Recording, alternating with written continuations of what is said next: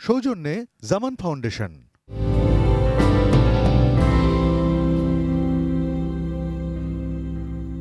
প্রিয় সুধী, আসসালামু আলাইকুম। এটেন নিউজের প্রতিদিনের নিয়মিত বিশেষ আয়োজন শিল্প সাহিত্য ও সেলিব্রিটি শো কবিবাড়ি অনুষ্ঠানে আপনাদের সাদর আমন্ত্রণ। কবিবাড়িতে যেজন আসে গুণীজন, তারাই দেশের অমূল্য মানব ধন। এ কথার গুরুত্বকে অনুধাবন করেই আমাদের এটেন নিউজ স্টুডিওতে কবিবাড়িতে আমন্ত্রিত হয়ে উপস্থিত হয়েছেন অ্যাটর্নি জেনারেল বাংলাদেশ মোহাম্মদ আসাদুজ্জামান। আর অনুষ্ঠানটির নিবেদক জামান ফাউন্ডেশন। আর অনুষ্ঠানটি উপস্থাপনা করছি আমি আসাদ কাজল। প্রিয় দর্শক, চলুন অতিথির সঙ্গে মূল আলোচনায় ফিরে যাই। আসাদ ভাই, ভুল পদক প্রদান এবং পরে তা প্রত্যাহার, এই ধরনের কালচার আমাদের শিল্প সাহিত্যের জন্য ক্ষতিকর নয় কি? অবশ্যই ক্ষতিকর, কারণ যারা পদক দেওয়ার সময় আগে তাদের ওন জাজমেন্ট অ্যাপ্লাই করে না, নিজেদের বিবেক অ্যাপ্লাই করে না, ফলে পাবলিক স্ক্রুটিনির মাধ্যমে যখন তাদের বিবেক জাগ্রত করা হয় তখন আবার এটা তাদের প্রত্যাহার করতে হয়। এটা নিশ্চিতভাবে একটি দুঃখজনক ঘটনা। এই প্রত্যাহারকৃত ব্যক্তিরা একাডেমির বিরুদ্ধে কিংবা রাষ্ট্রের বিরুদ্ধে কোনো মামলা করার অধিকার রাখে কি, এবং আইনগতভাবে এই মামলার কতটুকু ভিত্তি আছে বলে আপনি মনে করেন? মামলা করতেই পারবেন, কারণ যারা পদক একবার পেলেন আবার তাকে প্রত্যাহার করে নিলেন, এখানে তার একটা অধিকার জন্মায়, যেটাকে আমরা আইনের ভাষায় বলি একটা ভেস্টেড রাইট হয়ে গেল। সেটাকে চ্যালেঞ্জ করতে পারে, কিন্তু আইনগতভাবে কতটুকু এটা টিকবে সেটা আদালতে চুলচেরা বিশ্লেষণ করেই নির্ধারিত হবে। বাংলাদেশে মিথ্যা মামলার কারণে অনেকের জেল হয়, ফাঁসি হয়, নানা কিছু প্রমাণ এরকম রয়েছে। অনেকে আবার বিনা অপরাধে জেলও খেটেছেন, 20 বছর পর মুক্তি পেয়েছেন। এইগুলির থেকে, এই কালচার, এই বিচার ব্যবস্থা থেকে বের হওয়ার আমাদের কোনো উপায় আছে কি? অবশ্যই উপায় আছে। উপায়টা হলো নীতি নির্ধারকদের সদিচ্ছা, রাজনৈতিক সদিচ্ছা। আপনাকে যদি আমি উদাহরণ হিসেবে দেই, বিগত 15-16 বছরে যারা ক্ষমতায় ছিলেন রাজনৈতিক সরকার, তারা রাজনৈতিক কারণে, বিএনপি দাবি করছে তাদের 60 লক্ষের বেশি মানুষের বিরুদ্ধে গায়েবী মামলা করা হয়েছে। এই মামলার 95% ধরতে পারেন পুলিশ বাদী হয়ে করেছেন। অনেক মৃত ব্যক্তির বিরুদ্ধে মামলা হয়েছে, বিদেশে আছে তার বিরুদ্ধে মামলা হয়েছে। এমন মামলা আমরা পত্রিকা রিপোর্টে দেখেছি যে 2 হাত নাই অথচ তার বিরুদ্ধে বোমা ছোড়ার অভিযোগ মামলা হয়েছে। রাজনৈতিক সদিচ্ছার কথা এই কারণে বলছি, এই সরকার পরিবর্তনের পরে, 5ই আগস্টের পরে পুলিশ বাদী হয়ে এই ধরনের কোনো মামলা করেননি। এখনও মামলা, মিথ্যা মামলা হচ্ছে না আমি বলবো না, এখনও হচ্ছে, তবে পুলিশ বাদী হয়ে হচ্ছে না। এই যে একটা কথা বললেন যে বিএনপি আওয়ামী লীগ, যে বিচার ব্যবস্থায় দলীয় নামকরণ কেন হবে, দলীয় কথা কেন উঠবে?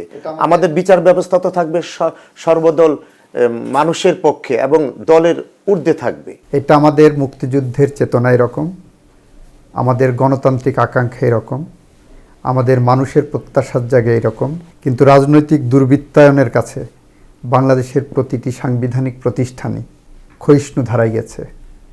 একদিনে এক সরকার আমলে হয়নি। আমরা সেইখান থেকে বের হয়ে আসতে চাই। আমরা রাজনীতির গুণগত পরিবর্তন চাই। আমরা সমস্ত প্রতিষ্ঠানকে তাদের স্বমহিমায় ফিরিয়ে আনতে চাই। এই সরকার আসার পরে মিথ্যা মামলা বন্ধ হয়নি, কিন্তু সেই মিথ্যা মামলাগুলো করছে ভিকটিমের পরিবার দিয়ে। বন্ধ কোনটা করা হয়েছে? সেটা হলো পুলিশ বাদী হয়ে প্রতিপক্ষকে ঘায়েল করার জন্য এখন পর্যন্ত কোনো মামলা এইভাবে করেননি। যারা মিথ্যা মামলা করেন তাদের বিরুদ্ধে বাংলাদেশে খুব একটা মামলা হয় না। আপনি কি মনে করেন না যারা মিথ্যা মামলা করেন তাদের বিরুদ্ধে সরকারি একটা মামলা করতে পারে? এটা সরকার এত লায়াবিলিটিস নিতে পারবে না আমাদের মতো দেশে। কিন্তু সাধারণ মানুষ তো সাহস পাচ্ছে না। সাধারণ মানুষ যে সাহস করে, সংগ্রাম করে, খালাস হয়ে বের হয়ে আসছে, সে ইচ্ছা করলে মামলা করতে পারবেন, সেই বিধান আছে। যারা মনে করছেন যে আমি সম্পূর্ণ মিথ্যা মামলায় জর্জরিত হয়েছি, অভিযুক্ত হয়েছি, বিচারের মুখোমুখি হয়েছি, তাদেরই উচিত এই ধরনের মামলার প্রতি মামলা করা। বিচার ব্যবস্থায় তদবির মুক্ত করতে হলে আপনি কি কি নতুন পদ্ধতি আমাদের শোনাবেন? বিচার বিভাগের সদস্যদের প্রথমত নীতি নৈতিকতায় এটা তো সবসময় বলা উন্নীত হয়। হতে হবে, এটা হলো প্রথম। দ্বিতীয়ত সুপ্রিম জুডিশিয়ারিতে আমাদের যে রিক্রুটমেন্ট, সেই রিক্রুটমেন্টের জায়গায় রাজনৈতিক প্রভাবমুক্ত রিক্রুটমেন্ট হতে হবে। সেটা যদি না হয়, সুপ্রিম জুডিশিয়ারি যদি রাজনৈতিকভাবে বিভক্ত হয়ে পড়ে, রাজনৈতিকভাবে মতাদর্শগতভাবে কোনো দিকে ঝুঁকে পড়ে, তাহলে সেই দেশে আপনি এই রাজনৈতিক বা প্রভাবমুক্ত বিচার ব্যবস্থা প্রত্যাশা করতে পারবেন না। জামিন ব্যবস্থা নিয়ে নানা বিতর্ক আমরা শুনি। দেখা গেল যার জামিন হওয়ার কথা ছিল তার জামিন হয় না। আপনার চিন্তা থেকে, আপনার মেধা থেকে সরকারের কাছে কি দাবি জানাবেন যে জামিন প্রথা এটা করলে এই প্রথাটা আরো সহজ হবে? প্রথম কথা হলো যে আমরা জামিন সংক্রান্ত বিষয়ে 1898 সালের আইনটা এখনো ফলো করি। আইনের সংস্কার কি আইনের জরুরি? সংস্কার হয়েছে, কিন্তু সংস্কার জামিনকে আরও রুদ্ধ করার জন্য, প্রতিবন্ধকতা তৈরি করার জন্যই করা হয়েছে। যুগের চাহিদা অনুসারে যত দিন যাচ্ছে অপরাধের মাত্রা, ধরন, অপরাধীর সংখ্যা এবং অপরাধীর প্রকৃতি পরিবর্তন হচ্ছে। ফলে সেখানে জামিন সহজ করার থেকে কঠিন করাটাই শ্রেয় মনে করা হচ্ছে। যেমন 1898 সালের আইনে আপনার অ্যাসিডের কোনো ছিল না ওইভাবে। 1898 সালের আইনে নারী নির্যাতনের উপরে এতটা কঠিন ছিল না। এখন অ্যাসিড সন্ত্রাস কিছুদিন বেড়ে গিয়েছিল, আপনারা দেখেছেন। সে অ্যাসিড সন্ত্রাসকে নিয়ন্ত্রণ করার জন্য জামিনের বিধানটাকে কঠোর করা হলো।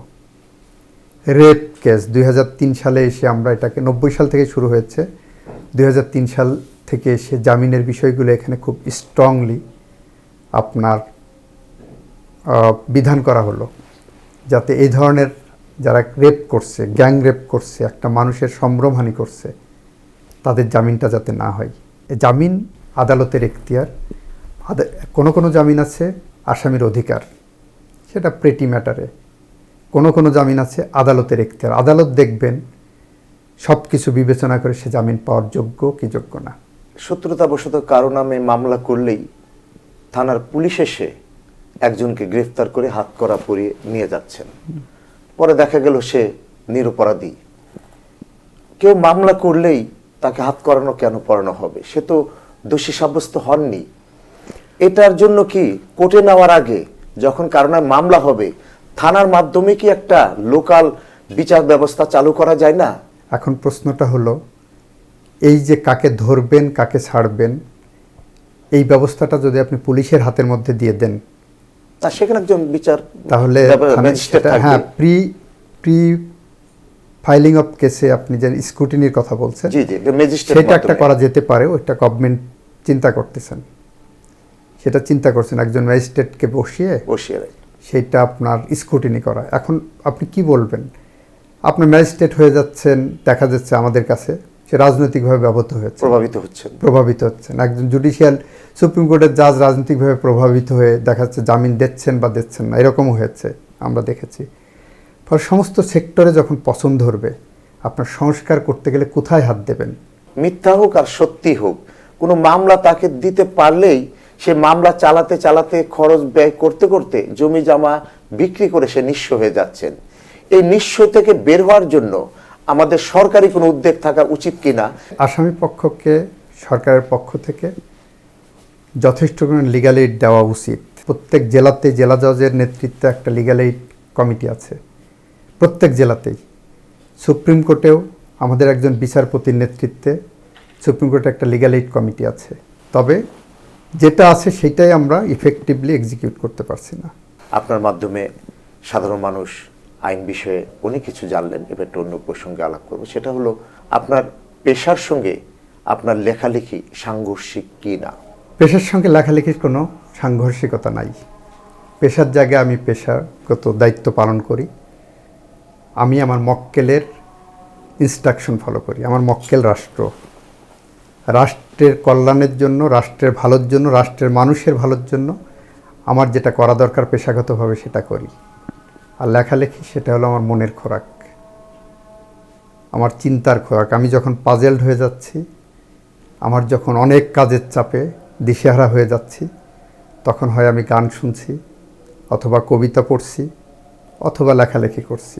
আমি জানতে চাইবো আপনার কাছে আপনার একটি ব্যক্তিগত জীবন, যা এই যাবৎকালে কাউকে বলেননি, বলতে পারেন না, অর্থাৎ জানতে চাই আপনার গোপন কথা। আমার গোপন কথা বলে কিছু নাই। আমি যখন প্রেম করেছি, আমার বাবা মাকে জানিয়েছি। প্রেমের বিয়ে? প্রেমের বিয়ে। এখনো কি প্রেম বাবির সঙ্গে আছে? হ্যাঁ, বাহ। আমরা আছি। দোষ গুণ নিয়েই মানুষ। আপনার একটি দোষ বলতে হবে এবং আপনার একটি গুণ বলতে হবে। আমার দোষ, আমি প্রচণ্ড বদমেজাজি, শর্ট টেম্পার্ড। আমার গুণ, যখন আমি রিয়্যাক্ট করি মুহূর্তেই সেটা ভুলে যাই। যেহেতু অনেকে জানেন না আপনি কবি, আজকে আমরা আমাদের এটেন নিউজ দর্শকদের উদ্দেশ্যে জানাতে চাই যে আপনি একজন কবিও লেখকও। তাহলে একটি সুযোগ হাতছাড়া করতে চাই না, আপনার কাছ থেকে একটি কবিতা শুনব। প্রথম কথা, আমি কবিতা নিজের জন্য লিখি। হঠাৎ মনে হলো ফেসবুক ওয়ালে দেই। আমার বন্ধুরা, ফেসবুকের বন্ধুরা এটাকে যখন ভালো বলতে লাগলো, উৎসাহিত হলাম। ফলে আমি মাধবী সিরিজ নামে একটা লিখি। আমার এই লেখার প্রেরণা এসেছে নিমাই ভট্টাচার্যের মেম সাহেব থেকে, কিংবা শফিক রেহমান সাহেবের মঈন মিলার গল্প। সেখান থেকে যে আমার মনের কথা আমি যখন বলতে চাই, সে মনের কথা বলার জন্য আমার কাল্পনিক একজন প্রেমিকাকে সামনে এনেছি, যেটাকে কাব্যদেবীও বলি। কাব্যদেবীও বলি, তাকে লিখি। আরেকটা লিখেছিলাম আমি, আর একটা সিরিজ, সেটাও বই আকারে প্রস্তুত আছে, এখনও প্রকাশ করি নাই। আমার বেড়ে ওঠা, আমার বড় হওয়া। মাধবী, প্রার্থনার শহর, প্রেম মহব্বতের শহর ছাড়িয়ে পরিযায়ী শ্রমিকের শহর জেদ্দায় গতকাল নিশাচর হয়েছিলাম। ভোরের আলো আসবার সাথে সাথে ঘন মেঘে ঢাকা সুহাসিনীর আকার শহর বার্মিংহামের বিমানে উঠেই তোমাকে লিখতে ইচ্ছে হলো। আকাশপথে আসার সময় দেখলাম চারিদিকে শ্বেত শুভ্র মেঘেরা নীলাকাশের বুক জুড়ে খেলছে। ঠিক তোমাকে নিয়ে কল্পনায় যেমন আমি খেলি। কল্পনায় ভাবি, যে শহরে বাতাসে তোমার নিঃশ্বাসের গন্ধ নেই, সে শহর আমার ভালো লাগে না। মাধবী, দেখতে দেখতে আকাশ ভ্রমণ শেষ হতে চলল। কিছুক্ষণের মধ্যেই বার্মিংহামের মাটি ছুঁয়ে ফেলবে সৌদি এয়ারলাইন্সের এই বাহন। তোমাকে এত কিছু লিখছি, বলছি, অথচ তুমি কিছুই বলছো না। তুমি কি সিংহল সমুদ্রে অবগাহন করছো? এখনও কি তুমি নীরব থাকবে, কিছু বলবে না? রুদ্রের মতো করে আমারও কি আক্ষেপ করে বলতে হবে? আমরা কি কিছুই কব না আর? আকাশের দেহ থেকে ঝরে পড়ে সন্ধ্যার আধার। এসো কথা বলে উঠি, আমরা ভালোবাসার কথা বলি। এই নিঃশব্দের দেয়াল ভেঙে এসো আজ স্বপ্নের কথা বলি। তারপরও কিছু বলছো না কেন? এরপরও কি আমি অভিমানী হব না মাধু?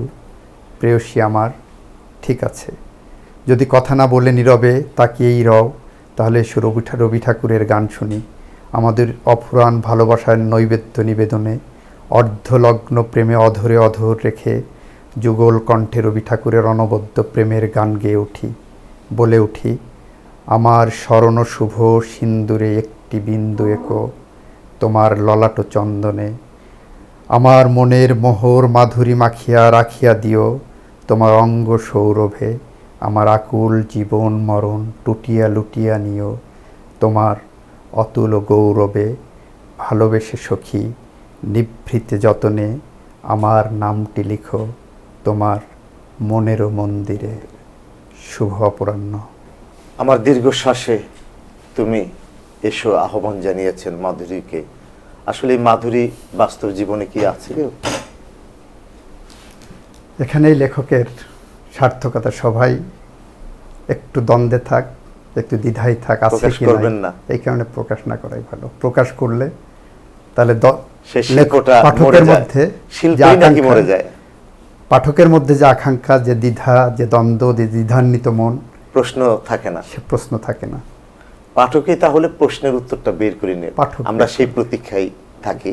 আসাদ ভাই, আপনি একজন কবি, অ্যাটর্নি জেনারেল বাংলাদেশ, তাহলে বলবো যে জলে আগুন জ্বলে আপনার বুকেও কি আগুন জ্বলে?